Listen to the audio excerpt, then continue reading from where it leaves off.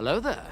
Hey everyone, it is Finn here and welcome to today's video where I will be predicting and previewing every single game for the Premier League match week 8. And wow, is this a huge Premier League match week. We've got games like Manchester United versus Everton, Arsenal versus Aston Villa, and of course Liverpool versus Manchester City.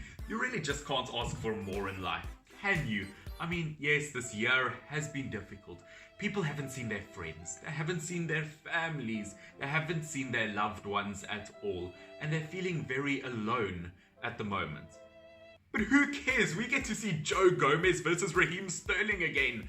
Yes! And of course, guys, I know I say it in the beginning of all of my videos, but if you are not subscribed and haven't hit that subscribe button yet, then why the hell not? Please do consider doing so. It would mean a lot to me, and we are getting closer and closer to 1,000 subscribers. It would mean a lot to me because I can almost touch it.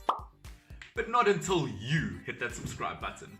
The first prediction I have for you guys this match week will be between Brighton and Burnley, which, just like my life choices to my parents, both teams have been heavily disappointing so far this season, especially Burnley. They were a mid-table Premier League team last season with one of the strongest defenses in the league. But in all fairness, in their last 2-3 games, they have picked up on some defensive aspects in their game, but they have way too many problems in their attack. Only 3 goals in their first 6 Premier League games this season. That's the same as Kurt Zuma, the centre-back for Chelsea. You might as well just buy him and stick him up front for Burnley. And because of that lack of attacking ability, I will give Brighton the win in this, because defensively they can be very strong at times, although they do have their problems from time to time. And attacking wise, at least they have scored in pretty much every game this Premier League season. They just need to get more of their shots on target, because then they could get an extra goal or 2 per game. And I think that attacking ability will be a huge bonus versus a team like Burnley. And in terms of a player to watch, I'd love to go for Mapai, but I won't. Not because I'm a salty Man United fan who's still upset of the celebration. I mean, I'm not a child, but it still kind of upsets me. The player to watch, in my opinion, will be Lamptey. Not because he scored his first senior goal for Brighton last match week, but because from the games I've seen so far this season, he's actually been their best performer week in, week out. As a fullback, he makes some incredible runs and he always poses as an attacking threat, and he has to be my player to watch.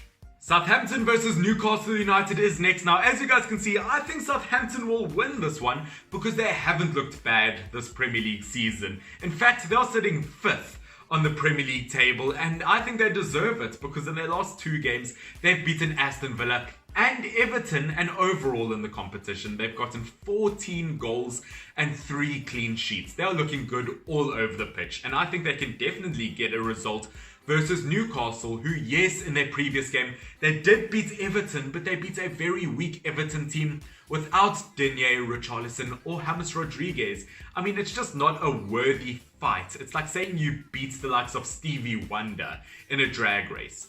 Which, by the way, guys, if you're too young to understand that reference, Stevie Wonder is a blind singer, and you should feel very embarrassed for not understanding that reference. If you don't get it, please unsubscribe from the show, okay? Please don't. I'm joking. I need all the support I can get.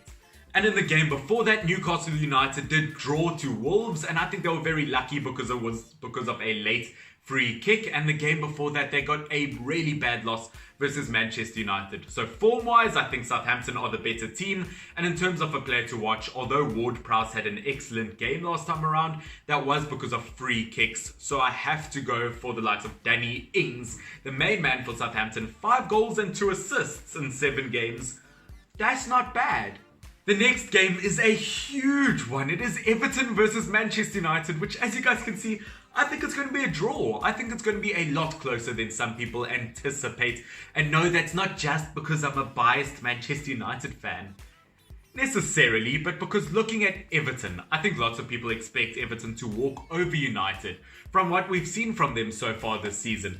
But I don't know if I've been that impressed with their last 2 performances, losing to Southampton and Newcastle United, which, as I did say, they were missing some key players, but they still had enough quality in their team to get a result versus those kinds of teams. And they are still missing Richarlison versus Manchester United. And I think that could be crucial because his combination of strength and pace could prove deadly versus Manchester United. But they do have Digne back from suspension and James Rodriguez is back from injury. Beautiful playmakers, and I think they could provide beautiful crosses into the box for Calvert-Lewin to get a header or two. And that is why Calvert-Lewin will be my player to watch in this fixture. 8 goals already this Premier League season. And versus Manchester United result-wise, look, United are one of the most unpredictable teams this season. One week they'll beat PSG and RB Leipzig, and the next one they'll lose to Istanbul.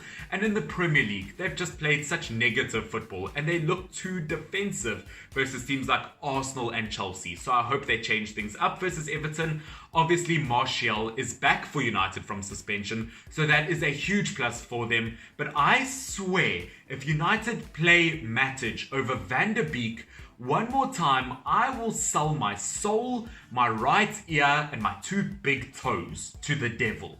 The Red Devil.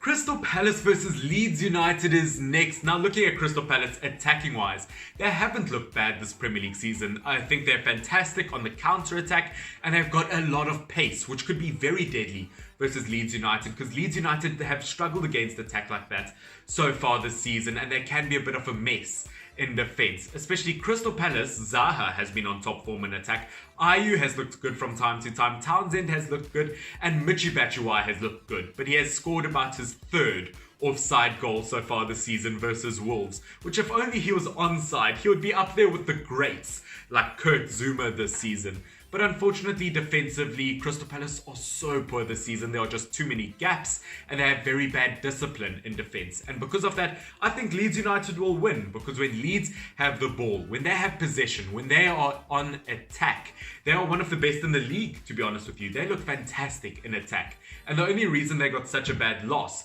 versus Leicester City is because they didn't have the ball. They look really bad defensively from time to time. But as I said, if they keep possession versus Crystal Palace, they can get a comfortable win. And my player to watch has to be Patrick Bamford. 6 goals so far this Premier League season. I think he is proving everyone wrong, and I think that he could probably get a goal or 2 versus Crystal Palace. Chelsea versus Sheffield United is next. Now, I don't think anyone's surprised by the fact that I've gone for a Chelsea win in this game, because looking at Chelsea's attack, they've got so much quality in attack that there's just no way they're not going to score. As I said in my previous video, my only worry for Chelsea's attack is the fact that Werner is struggling to score from open play, but at the end of the day, a goal is a goal, and Ziyech, now in the winger position, has really added an extra element to Chelsea's attack. And defensively for Chelsea, ever since they got Mendy between the posts, they've looked defensively solid. 3 clean sheets for the goalkeeper, and I just don't see Sheffield United scoring any goals past him, because just like Burnley, Sheffield United, good defensively, but only 3 goals this season. And because Sheffield United are so similar to Burnley, I have to give Chelsea the win in this. And in terms of a player to watch, I won't make it a Chelsea attacker. Because of how good Sheffield United's defense is, I think Chelsea are going to need a midfield maestro to create the beautiful play, and Havertz is out with the coronavirus. So I do think Mason Mount is going to be the player to step up to the plate. West Ham United versus Fulham is next. Now, in my mind, it just has to go in West Ham's favour. I mean, there's just no 2 thoughts about it. Yes, I know, despite what you guys do believe about me, I can be wrong from time to time, believe it or not. But to me, it just has to go in West Ham's favour, because they have been incredible this season. They've gained points versus Manchester City, Leicester City, Wolves and Spurs. Attacking wise, they've looked fantastic this season. They're great on the counter-attack, they've got a lot of pace, and defensively they defend well as a team. I think they'll definitely get a result versus Fulham, because Fulham at the moment, defensively, they're not looking too good. They have way too many gaps in their defense, but attacking wise versus West Brom, they looked very, very good. But I think that's because they're confident, because both teams were newly promoted. I can't see them carry that confidence over versus the likes of West Ham. And because, as I said, they don't have the best defense at the moment, I think West Ham will get a comfortable win. And my player to watch is going to be Aaron Cresswell in that left back position, because versus shaky defense, he seems to perform really well. 3 assists for him already, some incredible chances created, definitely going to be the top performer in this game. West Brom versus Spurs is next. Now, I'm not going to spend too much time on this one, because as you guys can see, I think Spurs are going to get a pretty comfortable win, because it's one of the worst defenses in the league versus the best attack in the league. I don't think West Brom will do too much damage. It's like farting against thunder. It just doesn't do too much. West Brom, very poor decision making in defence. Too many gaps with Spurs, best attack in the league, looking very fast at the moment. The special one, Mourinho, is back without a doubt, and my player to watch is going to be Harry Kane. Although Heung-min Son has been the main goal scorer for Spurs this season, Kane, 6 goals, 8 assists. I'm expecting something special. Leicester City versus Wolverhampton Wanderers is next. Now, as you guys can see, I think Leicester City will take home all the points this time around because I've been very impressed with their attack so far this season. 17 goals, the second most in the league, and versus Leeds United, Leicester really looked good. I didn't expect them to get a win, but their passing was on point. They didn't miss Sionchu, and when it comes to their goal scoring and their attack, they just don't overthink their shooting, which is why they've scored so many goals. They have a vision and they go for it, which versus Wolverhampton Wanderers, I think can be very, very crucial, which yes, I know Wolves haven't had a bad season, and I know it's a very harsh loss that I've given them. But although they've gotten the results they've needed, they just switch on their attacking play way too late in the game. And I think that that will cost them versus Leicester City. They need to start the game off strong if they want to get a result. And in terms of a player to watch, I mean, it just has to be Jamie Vardy. 7 goals for him so far this season, and he's like the Ghostbusters of football. If you want someone to score a goal, who are you going to call? Jamie Vardy. The next game is going to be the biggest of this match week. It is a classic, Manchester City versus Liverpool. I can't wait to watch it. And as you guys can see, I do think Liverpool will win it this time around because looking at Manchester City, they've just been so underwhelming this season and they've lost points where they really shouldn't have this season. They're just missing their attacking magic, which I think they have to rub Pep Guardiola's head to get a bit of that magic back. But looking at them, attacking wise, they've only scored more than once in a game 2 of their 6 Premier League games this season, which this is the team that broke the 100 goals a season record. At this rate, they're going to be lucky to break 50 because without this attacking ability, they are going to struggle against a team like Liverpool. And once again, they don't have Aguero in their squad, which yes, they've got Jesus, they've got Sterling, Mahrez, De Bruyne, Foden, but without Aguero, I think they could seriously struggle. Hold on, I've got a cramp in my foot. I'll be back in 3 seconds.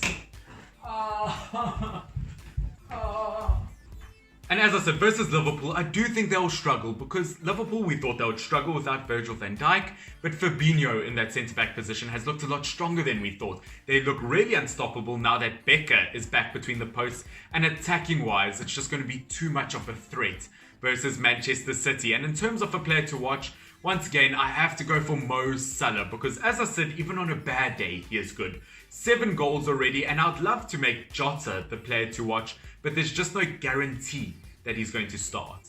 We get to the final game of this Premier League match week, which once again, guys, if you are not subscribed, please consider doing so, as it does help me get one step closer to achieving my dream. That's right, you can help someone achieve their dream just by clicking a red button for free. Try it out. But the final game is between Arsenal and Aston Villa. And as you guys can see, I'm going for the shock result for an Arsenal defeat.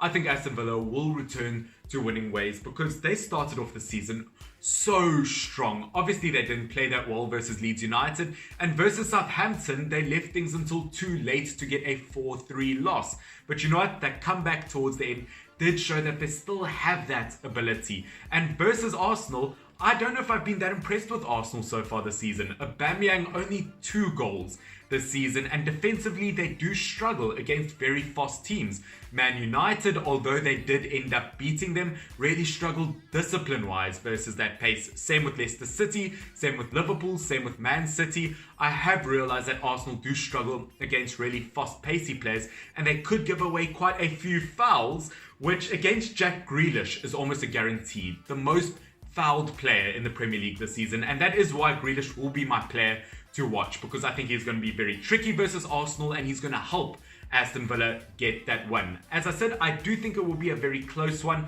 but as I said, it all depends on Arsenal's discipline. Alright everyone, that is it for this prediction video. Once again, there are some huge games coming up ahead, and tell me in the comment section down below if you agree or disagree with me, which team you support and your prediction for your game. But other than that, guys, once again, not subscribed, help a guy out. I'd really appreciate it. But you know what? This is Finn, FYNN. Enjoy your football. I love and appreciate every single one of you.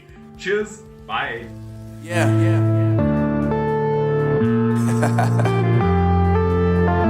Unknown Brain, Marvin Devine. I'm saying bye to all the lies and all the times you cried, saying that I wasn't right, yet I was right.